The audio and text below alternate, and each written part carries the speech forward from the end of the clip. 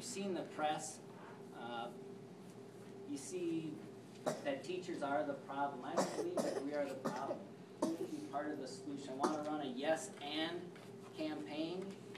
And I've heard it in the past, we don't need to wave our contract in the air and say no or be fearful of anything. You know, who are we? I want us to go back to who do we trust? Who do we trust? I think we need trust.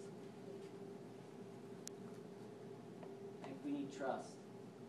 Some of you are asking, who do we need to trust? I think we need to start trusting ourselves and who we are as educators. Because I guarantee you there's no community,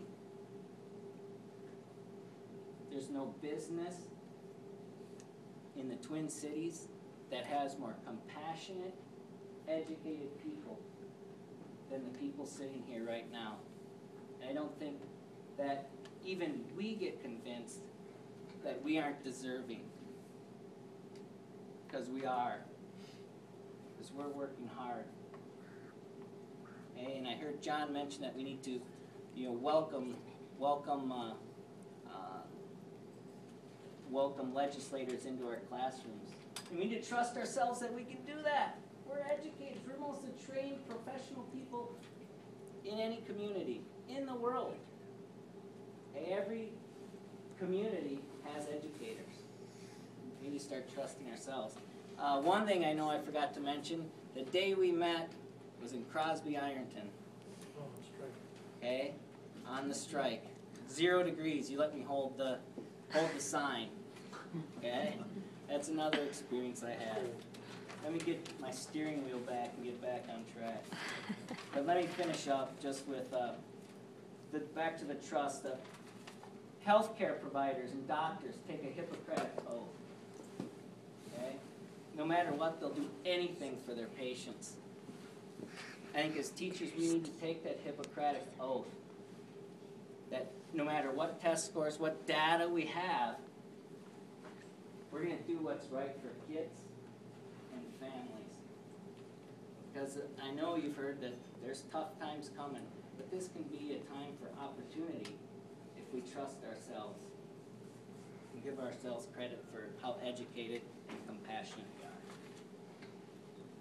are. As I said, the community is the core to education. We are expected to solve many of society's issues that they can't solve. We're supposed to be at 100% educators. And that's a great goal to have.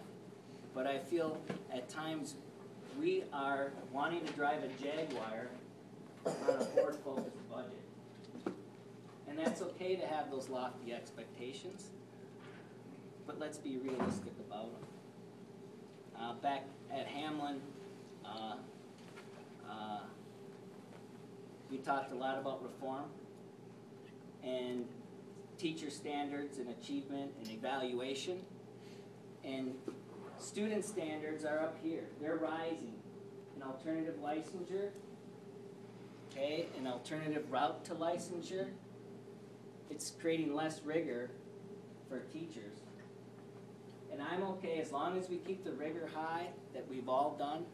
Keep the rigor high, keep the standards high for students, keep the standards high for teachers. Let's not raise the student standards and lower teacher standards. Okay? Yes, and yes, we can do it, and let's do it this way. We need to trust ourselves. I don't think we need to look for the super teacher anymore. The super teachers are right here. Okay? Right here. It's us. We are the super teachers. Okay? I'm invested in public education, families, and children, and I want to support you. That's why I'm here. So I told you where I've been, who I am.